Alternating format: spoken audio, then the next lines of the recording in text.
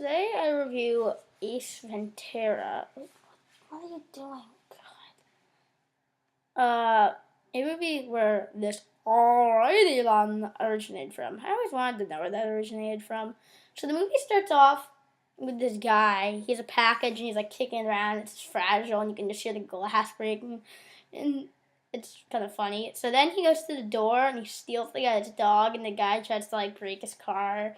He gets pretty successful, breaks some glass. And then you find out he's like a pet detective. And then it shows later, a few minutes later, it shows how the Miami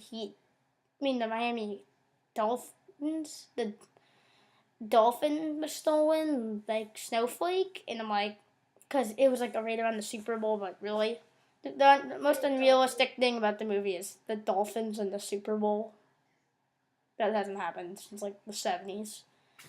So, anyways, the movie continues on. It's a search, and all these really weird things happens. First, the guy gets, like thrown over the edge, and like they say it's suicide, but then they find out it's a murder. And later in the movie, Joe Marino gets captured, and they find out who's doing all of it. It was Ray Finkel, who in 1984 missed the 26-yard field goal that would have won the Super Bowl, because he knows at the scene that they found a 1984 AFC Super Bowl ring, like thing pellet, those 13 pellets, and he looked at all the players' rings, and he found out Ray Finkel was the only one that was missing one. And it was this big showdown, and they found out some girl that he had been like kind of like getting in fights with the whole movie was Ray Finkel, and there's a big showdown at the end, and he's able to rescue Dan Marino, and then they play in the Super Bowl. And Ray Finkel was like insane, and because he had escaped from a mental institution, and he blamed Dan Marino for him missing the field goal, like laces out, and like they went to his old house. The scene was really creepy because when Ace Ventura went into his room, the pet detective, he kind of got involved in this case though, went to his room. There was like "Kill Dan," and then there's like a picture of Dan's jersey and like knives into it, and then picture of Dan with like spikes into it. So obviously he was gonna kill Dan, and it was like very scary and like laces out.